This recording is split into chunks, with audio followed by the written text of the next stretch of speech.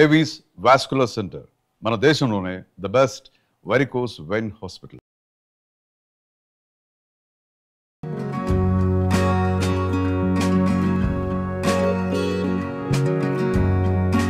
Suman TV ప్రేక్షకులందరికీ దసరా పండుగ శుభాకాంక్షలు. దసరా పండుగ సందర్భంగా అమ్మవారికి రోజుకొక నివేదన చేసి పెడతాం. చక్కెర పొంగల్ చేద్దాం. సింపుల్గా ఈజీగా చేసేసుకుందామండి. చక్కెర పొంగల్ని ఇత్తడి గిన్నెలు ఏదైనా మందపాటి గిన్నెలో చేస్తే బాగుంటుంది. చక్కెర పొంగలి అనగానే చక్కెర పొంగలి, పాలు పంచదార వేయాలి. పంచదార వేయాలన్న నియమం ఒక చోట, పాలు కూడా పోయాలని ఇంకొక చోట. నేనైతే పాలు పంచదార వేయనండి, పంచదార వేస్తాను, పాలు వేయము. బెల్లంతో మనం చక్కెర పొంగల్ చేసుకుంటాం. అయితే బెల్లంతో చేసింది ఏంటంటే చల్లారేసరికల్లా టంగుమని శుద్ధలా అవుతుంది. అంత శుద్ధ అవ్వకుండా ఉండటం కోసం కొంచెం పంచదార ఇందులో కలుపుకుందాం. ఈజీగా చేసేద్దాం, చాలా సింపుల్. ఇది ఎట్లా అంటే కుక్కర్ పెట్టుకోవాలి. మనం ఒక ప్రెషర్ ప్యాన్ లాంటిది ఉంటే కంఫర్టబుల్గా ఉంటుంది. 1 కప్పు బియ్యానికి 1/2 కప్పు కంటే ఎక్కువ పెసరపప్పు. ఈ పెసరపప్పుని దోరగా వేగనివ్వాలి.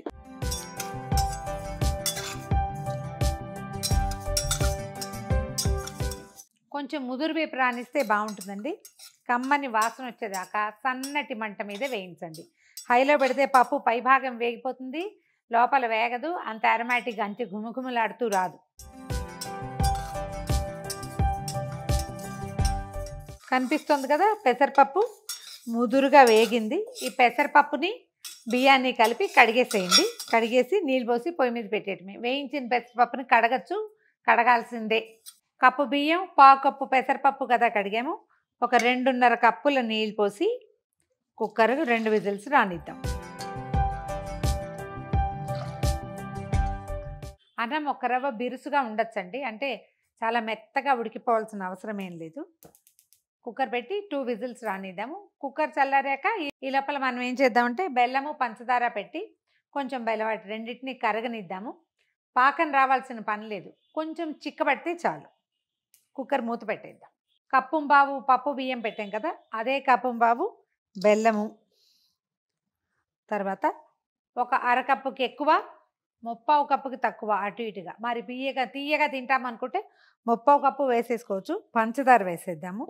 ఈ 2 కలిపి కొంచెం నిదానంగా సన్నటి మంట మీద కరగనిద్దాం. దీనికి చాలా నీళ్ళేం పోయక్కర్లేదు, కొద్దిగా బెల్లం కరగటానికి సరిపడా నీళ్ళు పోస్తే చాలు. పక్క స్టవ్ మీద పెడదాము, సన్నటి మంట మీద. ఇది వేడిగా ఉండాలి, పాకం చల్లగా ఉండాలి అని కాదు, పని అయిపోవాలని పెడుతున్నాం అంతే. పాకం చల్లారినా పర్వాలా, వేడివేడిగా పోసినా ఏమవ్వదు. దీంతో పాటు ఇది అవ్వడం కోసం పెడుతున్నాను. కుక్కర్ ఒకసారి మూత తీసి చూద్దాం ఎట్లా ఉందో. పెసరపప్పు వేగిన వాసన వస్తుంది, కొంచెం పొడిగానే ఉంది చూడండి. ఇందాక మనం పాకం పెట్టాం కదా, ఒకసారి చూపిస్తాను. ఏం లేదు చూడండి, జిగురు ఉందంతే, కానీ తీగ రాకూడదు. ఇప్పుడు ఏం చేద్దామంటే ఈ పాకాన్ని అలాగా అన్నంలో పోసేద్దాం. డబీమని బోర్లించేయద్దు, ఏమైనా చిన్న చిన్న రెసిడ్యూ ఉండేందుకు అవకాశం ఉంది. ఎంతో కొంత కనిపిస్తుంది పంచదారలో, బెల్లంలో కూడా. ఒక మాటు కదిపి దీన్ని విసురుని చేయకూడదు. మళ్ళీ స్టవ్ వెలిగించేద్దాం. సిమ్లో ఈ పాకం అంతటిని అన్నం పీల్చుకునేలాగా దీన్ని వదిలిపెట్టేద్దాం. ఇదేంటంటే ఒక 8-10 నిమిషాలు పడుతుంది.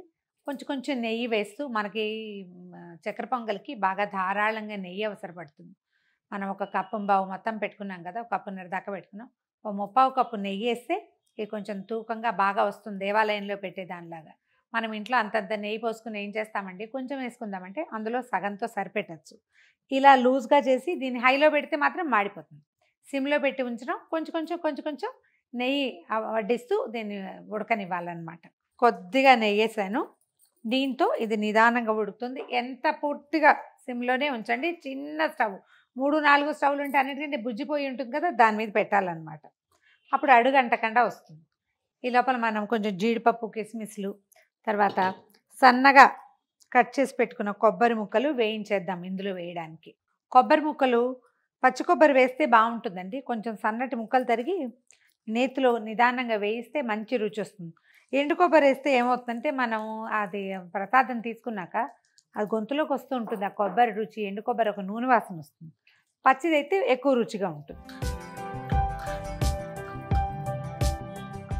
కొబ్బరి ముక్కలు బాగా వేగనిచ్చి ఆపేద్దాం స్టవ్. కొంచెం మిగిలిన వేపంతా నూనెలో వేగుతాయి. ఇది మొత్తం దగ్గర పడ్డాక అప్పుడు మనం ఈ పదార్థాలు వీటిని జీడిపప్పులు వాటిని వేసేసి ఏలక్కాయ పొడి, తర్వాత ఏమో ఇందులో మెయిన్ ఏంటంటే పచ్చకర్పూరం వేస్తేనే చక్కెర పొంగల్కి రుచి పూర్తిగా అవుతుంది. చిన్న పచ్చకర్పూరం బిళ్ళ తీసుకోవడం, నలిపేసి పొడి వేసేస్తే చక్కగా ఈవెన్గా. ఎక్కువ వేయకూడదండి పచ్చకర్పూరం, చిన్నది వేసుకోవాలి ముక్క. పాయసంలో వేసుకున్నా కూడా ముక్క ఎక్కువ వేసేస్తే ఏమవుతుందంటే ఒక రకమైన చేదు రుచి వస్తుంది. అంత వేయకుండా ఉండాలి. ఊరికే చెప్తున్నా నేను, నా దగ్గర ఏం లేదు. మనకు కావాల్సిన పూర్తి పాకం వచ్చేసిందండి. మీరు గమనించండి, ఈ అన్నానికి అన్నం పాకానికి పాకం కాకుండా ఒక చిత్రమైన మెరుపు వస్తుంది దీంట్లో. ఆ మెరుపు వచ్చిందంటే పూర్తిగా అన్నం పాకం సమంగా ఉడికిపోయినట్టే. ఇదిగో కొంచెం అడుగు అంటుతానంటుంది. ఇలాంటప్పుడు తీసేసేయాలి. స్టవ్ ఆపేసి కొంచెం పచ్చకర్పూరం బిళ్ళ వేసుకుంటాం. ఈ ఏలక పొడిలోనే అది కూడా వేసేసి దంచేసాం. అలా దంచుకోవచ్చు. అది వేసేద్దాము.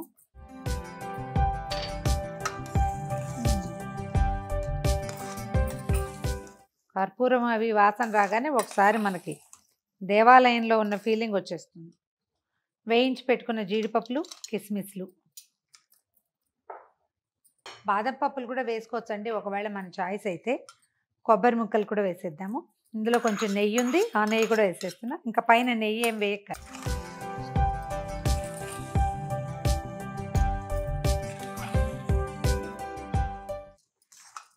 ఇలా చేస్తే మనం కేజీ 2 కేజీలు కూడా అవలీలుగా చేసేయగలుగుతామండి. పెద్ద కుక్కర్ పెట్టుకుంటే కుక్కర్లో పాకం పట్టి పోసేసామంటే చాలా సులువుగా అవుతుంది. అస్సలు చెడదు. ఎంత మాత్రం కొలత మాత్రం ఇదే.